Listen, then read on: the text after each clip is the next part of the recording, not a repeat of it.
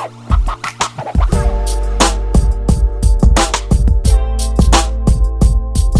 the podcast. I'm your host Monique. I'm joined by my friend Jaren and Alex to talk about episode 6 of the Disney Marvel What If series. And the title of the episode was What If Killmonger saved Tony Stark. He did something like that. So the episode starts off with the Watcher. I actually have the note here where he's saying that every journey has a beginning, but change one step along the way and you can end up at a very different destination. And so when I tried to rewatch it, and that's as far as I got in the second watch, I just thought about how that was such a foreshadowing of the entire episode in hindsight. So I believe the episode starts off pretty much like Iron Man, if I'm correct, right? Where we see Tony Stark is in the military van, he's driving in the desert or whatever. It gets attacked. He's like taking cover. The bomb comes and he sees the bomb that says like Stark Industries. And is it just like Killmonger kind of comes out of nowhere and is just like comes out of nowhere and he chucks it like a Nerf ball. And I'm like, that's what I was saying. Like, did y'all give him super strength in this episode? Right, he's super strong. And wouldn't that thing like burn his hand or something? Like, I feel like it was heating up. I don't know. I don't know. Supposedly, those are supposed to be the same missiles that killed Wanda's parents.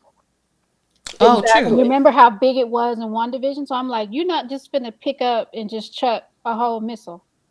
I don't know. And he didn't even have the strength of the Black Panther yet. Right. So I'm like, where's the super strength coming from? Yeah. So he rescues Tony Stark there, in wherever they are in the Middle East. And they have like this hero ceremony back in America.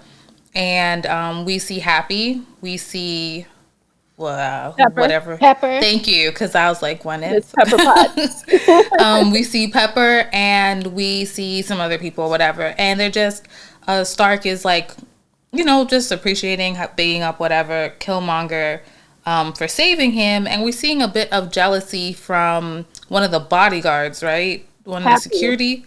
Because, no, it wasn't. So no, here's the thing. Because okay, so this is basically a mashup between Iron Man 1 and the Black Panther story. Mm-hmm. So it pretty much mirrors, but instead of Tony getting the shards in his chest and having to build the suit and everything, he gets saved. All of those events of him, Iron Man. All of those events basically causing him to lose his heart. It leads to Happy becoming his head of security.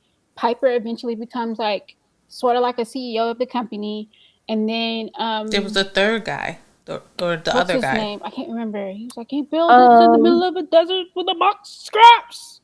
I can't remember his name, but I always remember that line. I took notes and I don't see his name in my notes. Give me one second. But he gets outed because Killmonger shows up with his receipts. Obadiah gets outed because Killmonger shows up with the receipt. Right.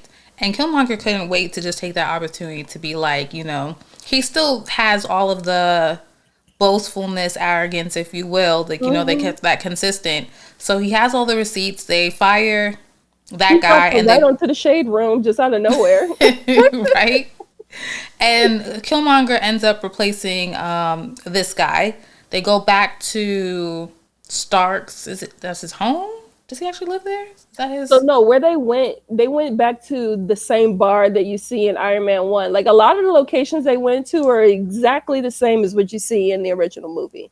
Right. So it was just I'm pretty sure it was just a bar. I don't think that was his home.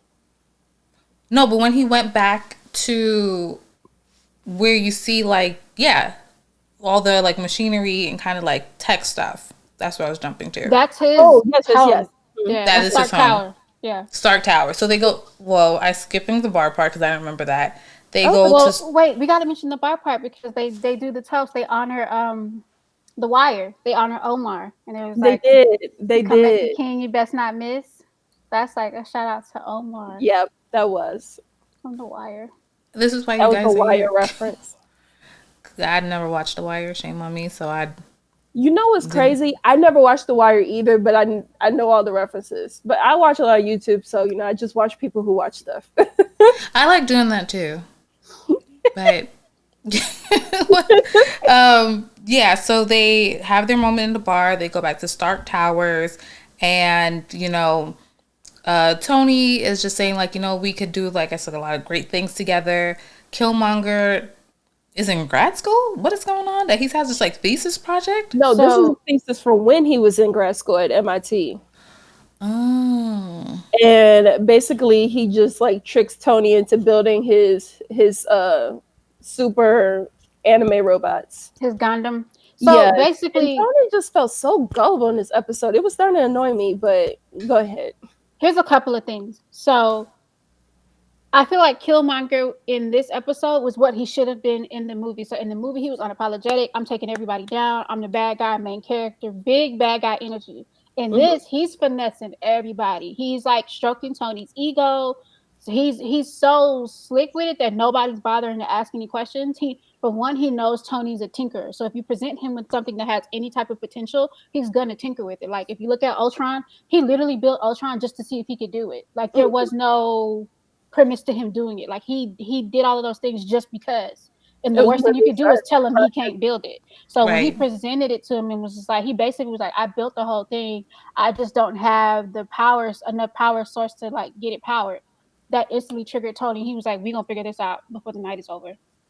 So instead of you seeing him build his Iron Man suit, he's working on this Gundam, which I think is dope because it was basically a shout out to Michael B. Jordan because he's a huge anime fan. He was like, why would you build a Gundam? And he was like, I like anime. Yeah, because even Killmonger's outfit is a callback to Vegeta from Dragon Ball. It looks really similar, color and everything. So yeah, so they end up hitting a wall with the whole power source, and Killmonger's like, well, I have this little piece of vibranium, which is like the whole ring thing, right? It was a ring. His dad's ring. And they see that it has the potential to really power the machine, but they might need more vibranium. So here's my thing. The not asking questions was cool up until a point. This man just showed up with one of the rarest, strongest metals in the world, and you're not trying to figure out where he got it from? Right.